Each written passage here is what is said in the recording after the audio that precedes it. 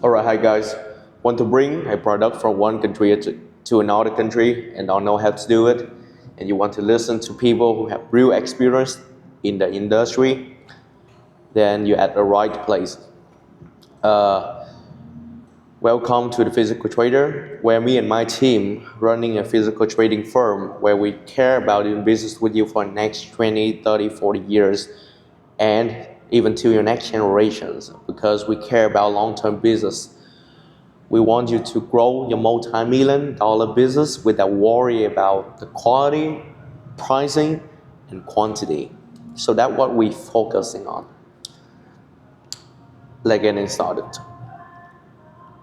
And for any of you who don't know, my name is Paul. All right. First of all, I'm going to describe for you the whole process of how a product could go from one country to another, so that you could have an idea of what exporter and importer do, and what commodity trader do, what logistic company do, and what party that's going to involve in this particular transactions. First of all, it's always that as the exporter or any transaction, we need a buyer, we need a need. Around the world, everything is run by people need. So let me show you, even though this cup lid is needed by other countries, some countries don't have the manufacturer to producing these things. There's many reasons for that. So maybe this country is so developed, they don't want to producing this low quality product, and from that, this creates a chance for a country who are on the other side of the transactions to have the better technology or have the advantage of cheaper labor or have an advantage of whatever else to producing this cup lid and then bring it to the higher to the consuming country. So in order for you as a person or any commodity to go from one country to another, we need a demand from a country who cannot producing this product or who can producing this product, but it's too expensive for them just to do so, so that they have to go to another country, to the country that they could get the same product for cheaper or for the better quality. There's many things involved, might be political, might be just about the human, the labor cost, about the material, about the regulation, environment, carbon tax. There's plenty of the reason why one country have to buy product from another country. All right. So after we have initially the need and the supply, now we need the process, a person to operate the transactions, the people who make sure the need and the demand, the supply could meet each other. And that person is the exporter and the importer. The importer is the one who handling to getting the need, to getting the supply from the supplier. The exporter is who bring the product to the places where it need the product. All right. So it's just like what I do right now. When I export charcoal, exporting fruit, or whatever product, what I do is that I started to operate the whole things. I looking for this product at that quality, at that quantity, at that price, and then I finding people, I finding labor, I finding manufacturer, I finding raw material, and then I started to processing it. I started to find people who could processing these things for me.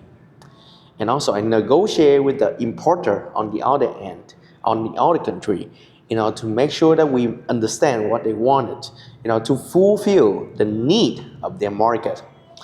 The most important thing is that what they need is not what we have, it's what they need, all right?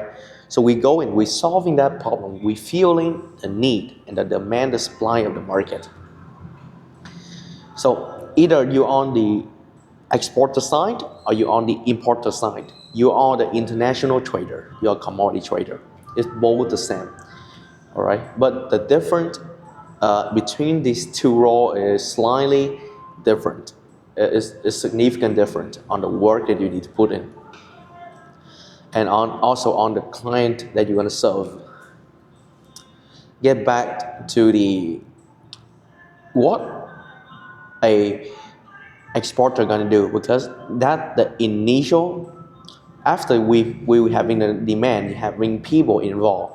Now we're gonna go to what the exporter do, because this gonna determine how the product get to the other end. So as an exporter, I'm gonna go to the area where people producing this product.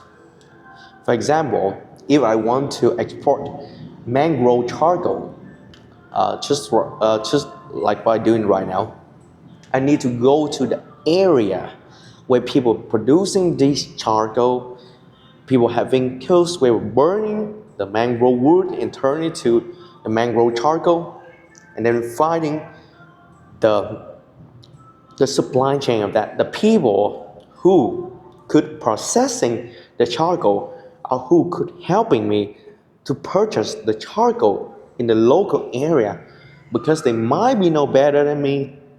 Surely they know better than me. They live at the area where people are producing this mangrove charcoal. All right, they're having the relationship there. They're having creditor with other farmers who producing these products, who producing this charcoal. I go there, I find that person, I talk to that person, I figure out what times the person could deliver the product, and could that person do at the quantity that I need, could that person manage the quality that I need. All right, and then I will see that is that price possible for me to at least have a profit in order to purchase, to bring it to my client on the other end, on the importer end. So usually there's going to be the way for us in order to having a pricing to do business is that we locking a price with a client first in a couple of days, and then we're using that price in order to go to the farm and then see what we could we make a difference out of that. We not go to the farm first, we go and negotiate with the client first. We have a little bit of idea about the pricing at the area of that product, but we're not sure, we're not clear about it yet. We just have an idea. And then we're gonna say, hey, if we could do it that at this price, will you import it from us? So if the importer agree with that, and we go and we find, could we do it or not?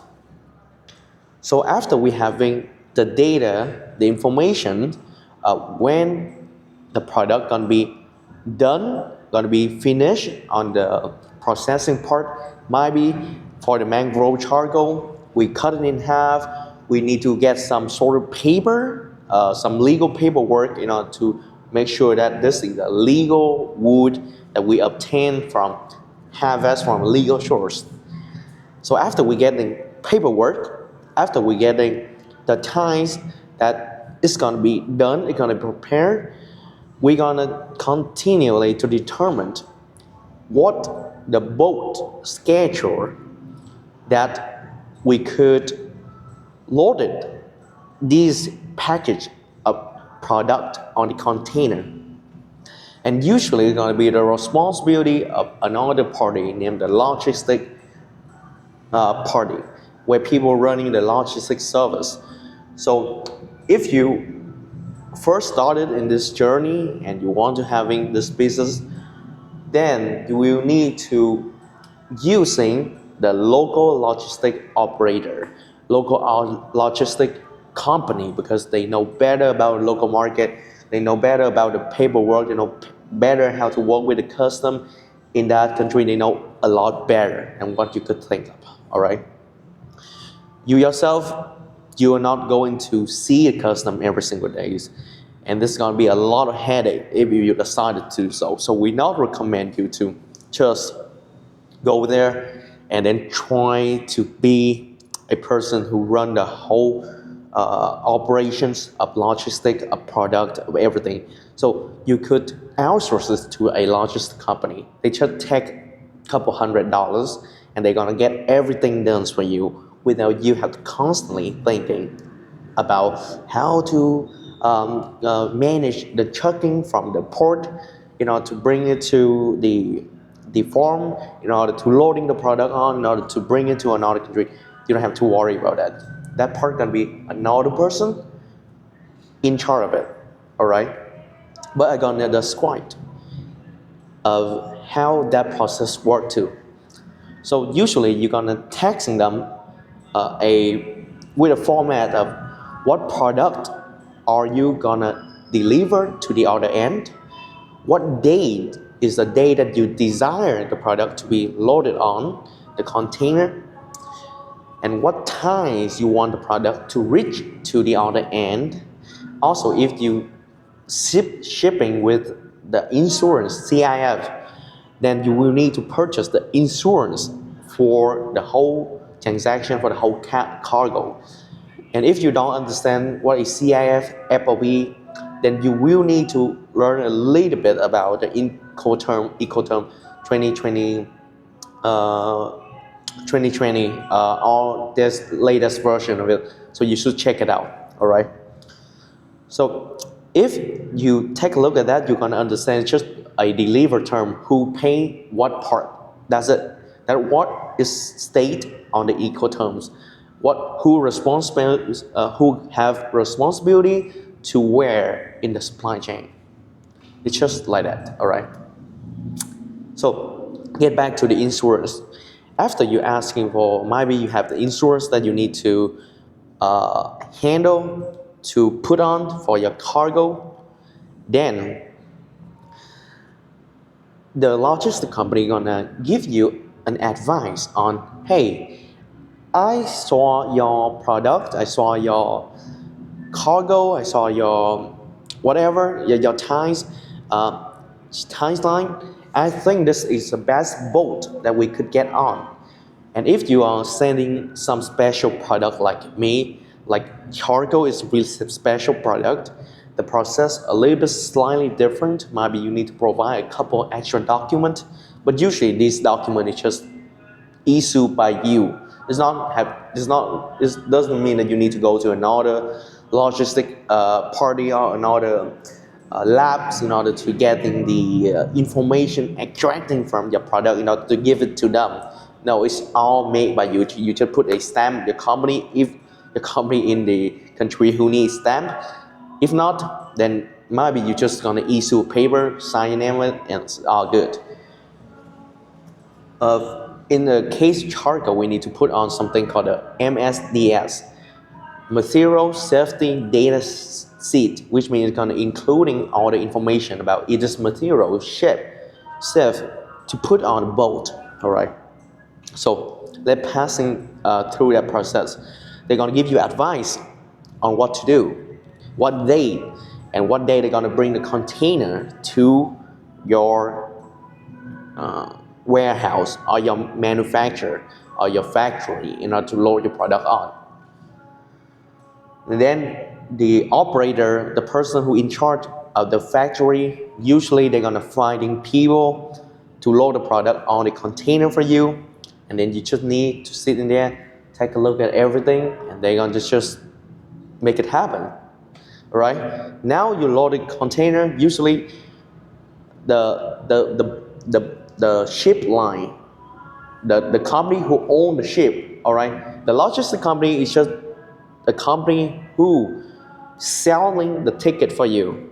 They are not the one who owning the ship in majority of the cases. So the ship line gonna providing you a booking confirmations.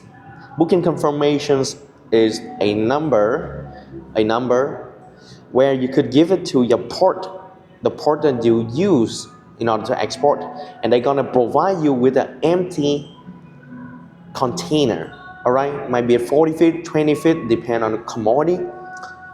you're gonna having your logistics company to working with a local trucking company, and that trucking company gonna go to the port and then getting the empty container on that truck and then drive it to your warehouse. All right. So after that, you're gonna have two pieces of equipment that the ship line provides you. One is the seal, which means there's a little thing seal for you to lock the container and to mark that this container already closed and the product is remain intact. There's no change, there's no interaction after that lock of the seal.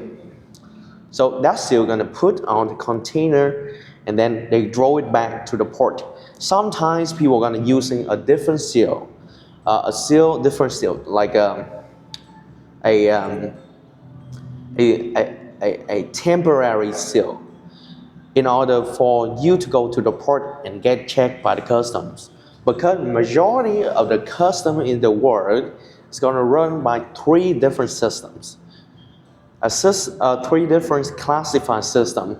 One is that container going to the red line, which means that the custom gonna require you to check all the documents between you and the buyer, and also they're gonna open the container up and take a look inside to see are you actually sending the product that you're claiming you are sending.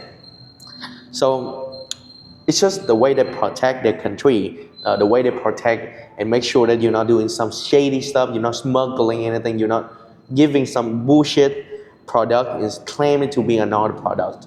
So it's really, really risky if you yourself doing stupid stuff like that, because it's extremely illegal.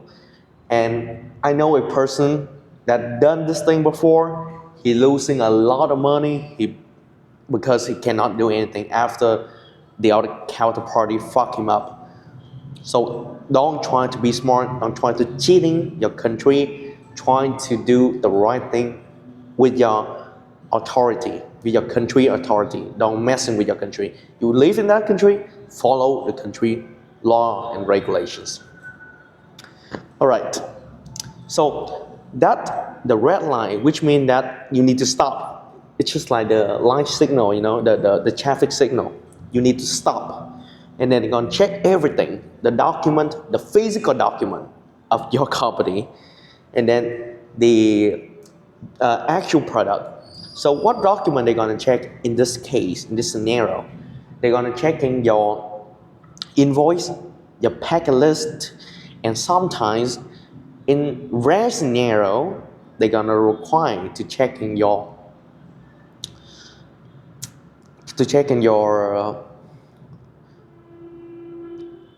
origin, the paperwork document to make sure that this product have the origin that you claim it to be. So it could be the certificate of origin, but it could be other things. There's many things that people could use now to prove that it's really depend on the country. It could be the invoice that you get from your manufacturer. All right, there's many different way people prove a certificate of origin, origin of product. So not just the certificate of origin. There's many other things. And secondly, there's another line called the yellow line. The yellow line is different from red line. People still checking your document, still do all that, but they not check your product. They not check your product. So they only check the three main document that you could issue by yourself. Majority of times, the document you could issue by yourself. It's not something that you need to go to some special department and then get it, right? Majority of the times, they just check in the document that issued by yourself. So if they see anything wrong, they suspicious about you sending cocaine out of the country, then they're gonna open the container and turn to the red line immediately. So it's not a comfortable feeling. So that is what the yellow line stands for, checking the document. The green line is the most happy line, is the happiest line in the world, because you know why? They can just take a look at your, you don't need even to provide a physical document, you don't need to show your product. They're just going to clearance the product out of the country before you provide any document. So depending on the country, some countries going to be run by a random system, just like Vietnam right now, because couple customs just go to jail because they having some they're getting some under table money. They try to do some illegal stuff, so the government of us just put them to jail, and then they turn the whole system into the automatic system where it's checking the container and classifying which container gonna go to which line automatically right now. Some country gonna be different. Sometimes you're gonna having a document that don't have the same information compared to the other. This make the custom confused, and he just want to put you into the red line. So don't let that happen. I know you're smart. Try to put all the information aligned with each other. We're still on the exporter side. We haven't go to the importer side yet.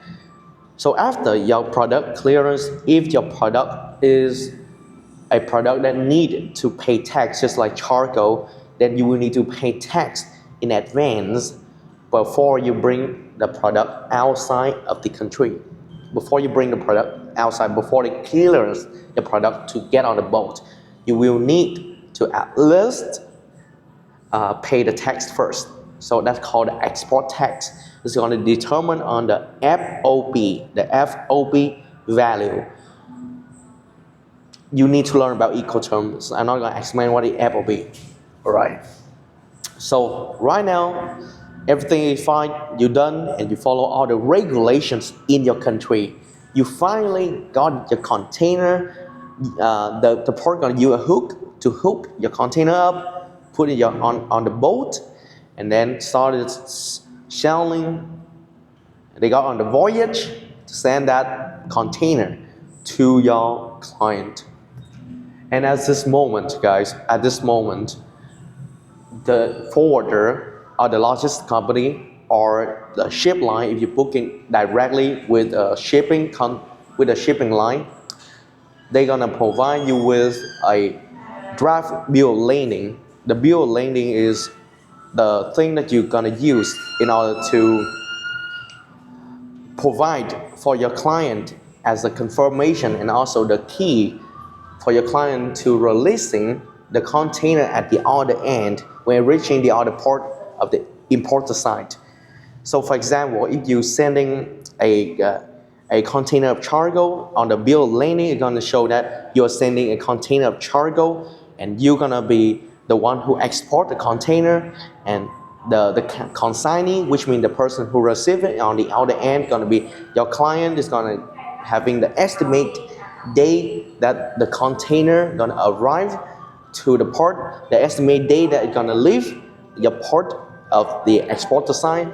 It's going to have the notified party.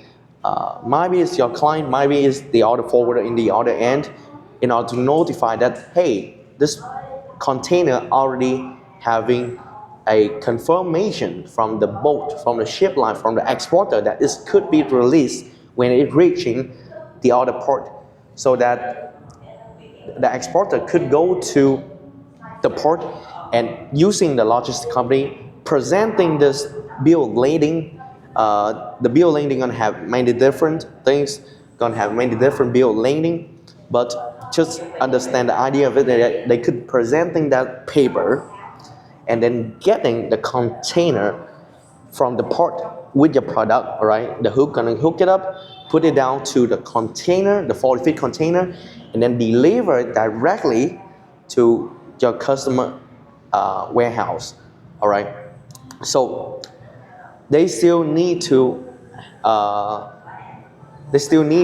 present the document to the custom of their country, to the authority of their country, in order to bring that product to their warehouse. So usually that process is going to be done before, all right, before the the container arrives. So the container is still on the sea, still on the boat. We provide them with all the documents. They're gonna need the invoice, the pack list, the invoice or the sale contract. You don't need both the things. You only need one of these things. All right, depend on the country. I'm not sure about all the country, but it's gonna have the same framework. So the pack list, the invoice, and also the bill landing. Sometimes if your client need to save in some tax, they're gonna ask for the certificate of origin. The certificate of origin is the document to prove that this product came from a specific country. The reason why people need that is because some government they having the agreement in commercial activities, the trade agreement in order to support and in order to put an incentive on a specific product, on a specific country, or on a specific religion. My bad, region, not religion, region to do business with each other. So that certificate of origin, if they need it, might be from Vietnam, export from Vietnam, right? That people from another country, that country is having a trade agreement that favor Vietnam, and if you export from Vietnam for that product and could provide a certificate of origin, then that product is getting the 0% tax treatment, for example. And if it's not having the certificate of origin from Vietnam, then that product will be taxed at 50%. That's just an example. Each product is different. So the same thing as the importer signs, there is 3 lines could happen when they import it. This could be the red line, the yellow line, the green line, and it's work the same. All right. The customs still could open the container to checking the physical at red line, could check the document at yellow line. They should need to print the paper that you provide them out and then go and present and talk to the authority of that port of that country.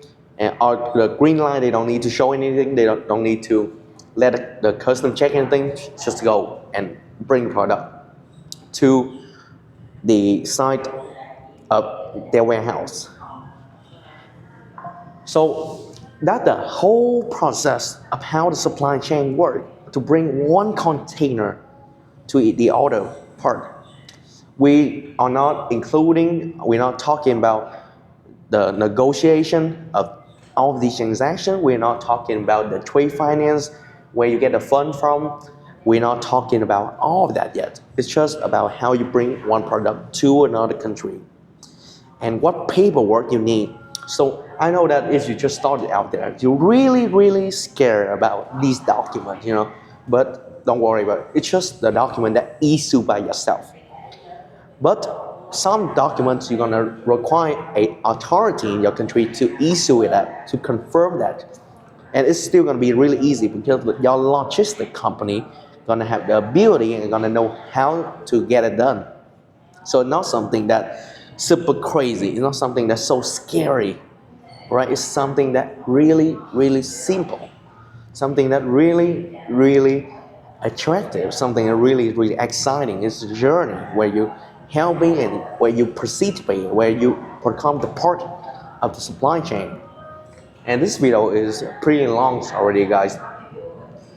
In the future, I'm gonna talk about the other topic in import and export, in the physical commodity trading, in purchasing, in negotiating. So stay tuned. If you like this video, just get me a like, just share this video. If don't, just hit dislike. I don't really care about that. Alright guys, bye.